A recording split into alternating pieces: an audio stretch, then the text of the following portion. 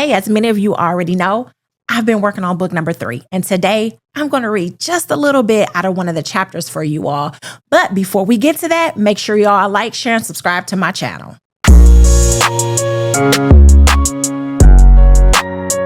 Check out purposelyhere.com where you will find my self-published book. Purposelyhere.com also has exclusive merchandise for men, women, and kids. Purposelyhere.com is also available on your mobile devices. Stay tuned and enjoy the video. All right, so I announced not too long ago that I'm working on book number 3, and I've been making a lot of progress, and I'm just so excited to be able to release another book for you all.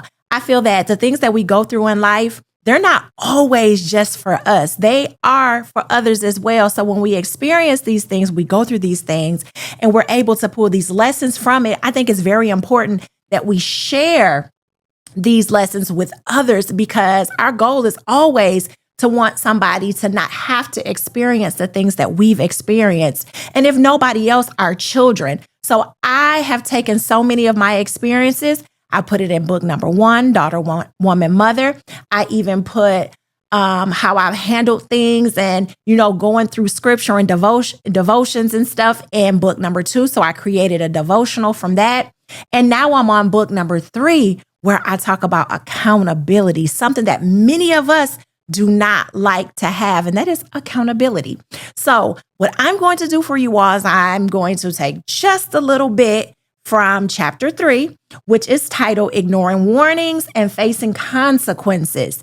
And that is something that is very detrimental to many of us. We cannot say that we didn't know or we weren't told, because in some type of way, shape, or form, we all were warned of something. Some of those warnings may seem more heightened than others. Some of those warnings may be more drilled in us than others, but nonetheless, I don't think that we ever go without some form of warning.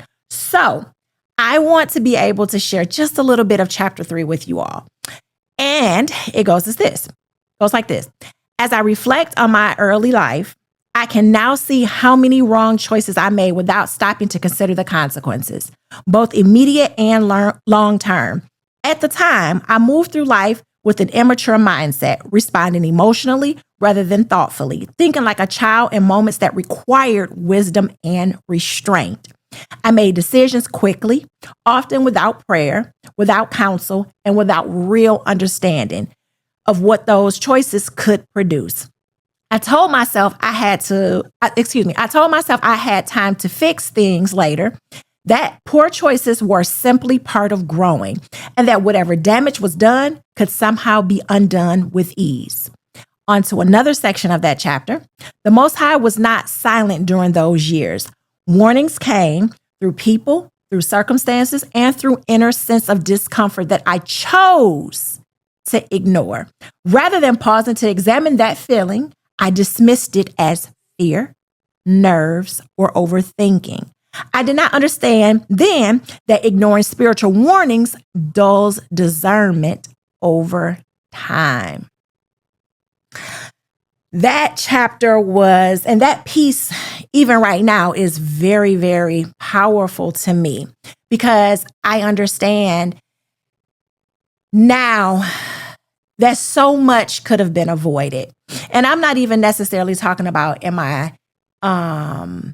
adolescent years or through my teen years, and even those times too, but I'm more so referring to now that I'm an adult, now that I'm a woman, I'm moving in adulthood. And it's a lot of things that I ignored. It's a lot of things that I was just like, it's just me scared, or it is just my nerves acting up, not realizing that was the Most High speaking. That was the Most High warning me, stop, no, don't do it, pause, think about it. And because I continued to dull the voice down and numb myself to what was actually happening, I didn't pause. I didn't heed the warnings. And in instances, or even more specific, and more specific instance, I got myself into a lot of trouble. And so bringing it to today, and which this is what the whole book is about, bringing it to today, I now still have to deal with the consequences of those choices. Yes, the Most High has forgiven me. Yes, it has taken me so many years to forgive myself. And I'm talking about over a decade to forgive myself and still at times reflect back on that instance or on those scenarios and was like, man, I could have prevented it. But a lot of it also came from not knowing fully the voice of the Most High, not positioning myself to know Him better, to grow closer to Him through His word, through prayer. And because of that, I said, oh, that's just me. That's just me. That's just me. Not realizing, no, that's the Most High speaking to you, stopping you, warning you in your face like, no, don't do it. Stop, stop, stop. But I chose, keyword, chose to move forward. So that is what this entire book is about. It's just bringing you from beginning to end of choices, how they're formed, and when we choose to ignore them. And then it brings you all in the book to a specific scenario in my life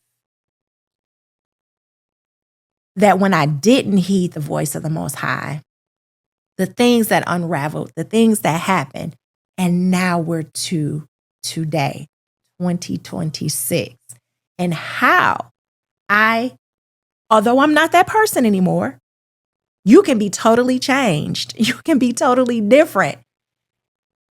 You can be redeemed by the Most High, all those things, yet you still have to pay the consequences for your actions. It might be on a greater scale. It might be on a lesser scale, but there's always still consequences to pay for your choices.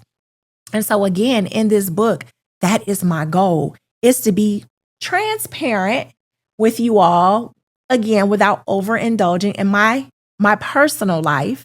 But I give you all enough to know the things that I've done, the consequences that had to be paid, and owning up to those actions is what helps also to be able to move forward. So I'm excited again about another project to work on. And most importantly, I look at it like this too. No matter how many people in the world read it or don't read it, I always want to leave that print for my children. And then they can have something besides the daily teaching and lecturings that they get from me. They can have something to hold on to open it up and to read it and to reflect and say, here it is in black and white. I'm being taught about accountability and the choices, with those choices, what the consequences are. And I'm just glad to be able to do that for you all as well. So I've been working hard. I've been grinding. It's been some sleepless nights. It's been some side typing while working my 9 to 5. But, it's just something that I had to do and I wanted to be able to share. And another thing that's so amazing is I get a chance once again to make this a family project. My daughter, my 15-year-old Naomi, she did a wonderful job with the book cover. I mean, it's like I give her what I want. I tell her what I want, and then she just takes it up here with it. So I'm so thankful for her for working with me again. It's just truly a blessing to be able to work with your children, to be able to work with your family and create something so amazing, not only for family legacy, but for the world as well. So soon, I'm hoping really, really soon that it will be dropped. I'm thinking, I don't know, probably late spring, early summer, maybe-ish. I'm still trying to, work out some other kinks in it all, but I will be letting you all know a for certain date when it does drop. And when it does, You all make sure you rushed and drop it in them Amazon carts so that you can get your copy. So thank you all for watching. Make sure you like, share, and subscribe to my channel. Check out my website, purposelyhere.com. I have 2 other books as well I want you all to make sure you check out. So until next time, you all be safe. And as I always say, peace.